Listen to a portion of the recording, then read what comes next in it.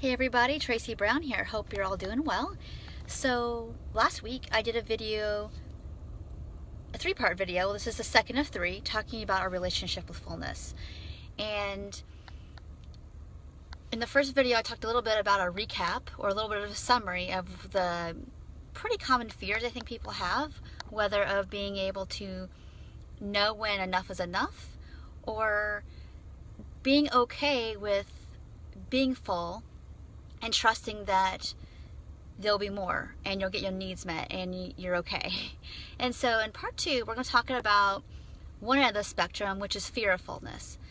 So whether you're somebody who identifies with having a long-term restrictive eating disorder, somebody who's either been on a diet or currently dieting, fullness is a place that honestly is to be avoided.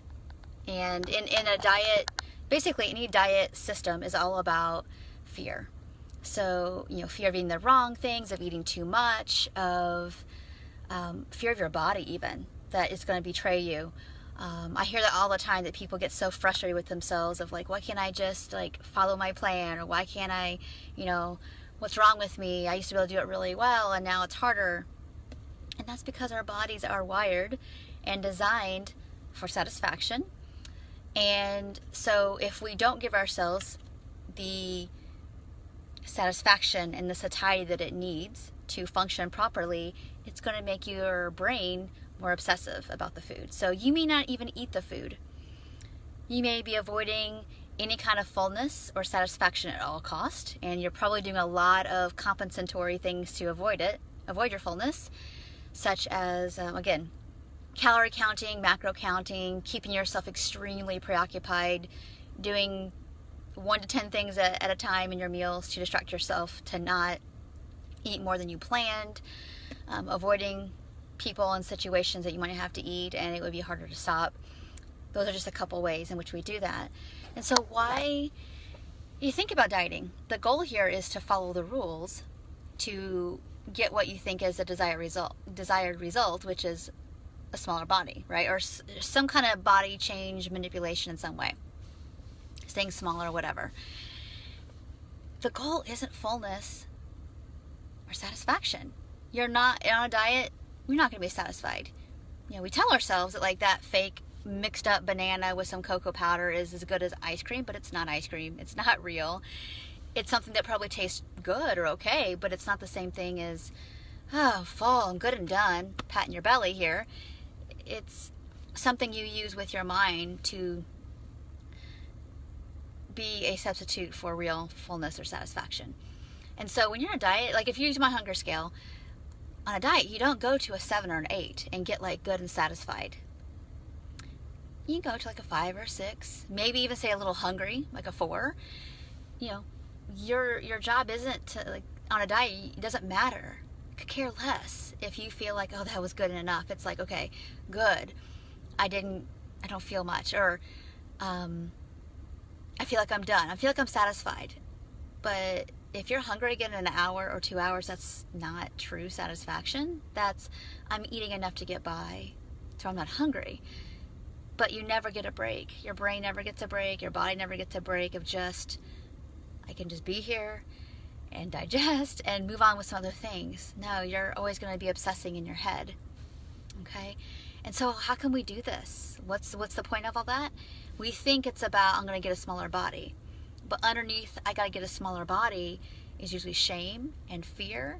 It's all coupled up with, if I can keep my body smaller, I can be okay.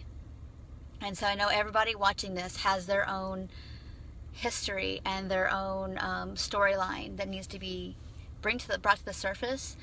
What is it that you're going to feel less scared about, or more safe about, or from, or how is it you're going to feel better if you're able to manage not being as satisfied or full so that you eat less? How does that make you more okay?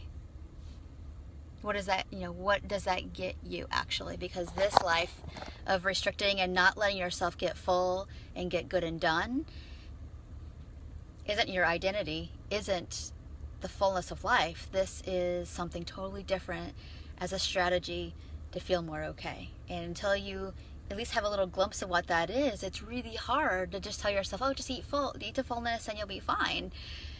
I think it's great if you attempt that, but I'd rather you see you not white knuckle yourself and learn to know the function of what is underneath the fear of fullness for you. All right. I mean, that's the punchline of this whole thing here, and I want you to be practicing. What is it that you're avoiding with feeling fullness? Do you feel a sense of failure? Are you feeling just fear and you don't know why? Okay, well, ask yourself, well, what is it I'm afraid about right now? Oh, if I eat more food, I'll gain weight, and then nobody will love me. And what needs to happen then to feel more lovable? Because it's not going to be found in how good you are at not being satisfied. It's not going to be found there. And so that's where I want you all to be thinking and to be working towards. And we're going to complete this series on trouble with our fullness tomorrow, and we're going to talk more about when we're having a hard time with fullness. I mean, I can get there, and I sure want to override it. I want to keep going. I don't like being full. It makes me sad.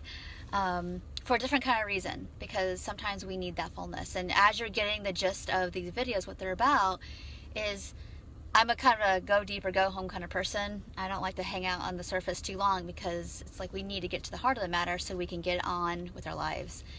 So there's one thing to learn intuitive eating, but you can go a lot faster, and we can make a lot more sense of things to let it go if we are able to understand what the fear is about and where does that come from and what does that part need. So intuitive eating is just a whole lot easier. All right, so tomorrow we're going to talk about, and I've been on both ends of the spectrum, maybe you have too, where it's like you have a period of time over here where it's like, you don't let yourself be satisfied. Eat what you really want. I've been on this end of the spectrum too, where it's like I could feel fullness coming on. It would make me eat faster to get more in. And we're going to talk about that tomorrow. So hope you all are doing well. If you have any questions, please tag me below and I'll be sure to answer them. I'm also going to put a link to my hunger fullness scale if you don't have it, because it talks a little bit about not only that part of it, but also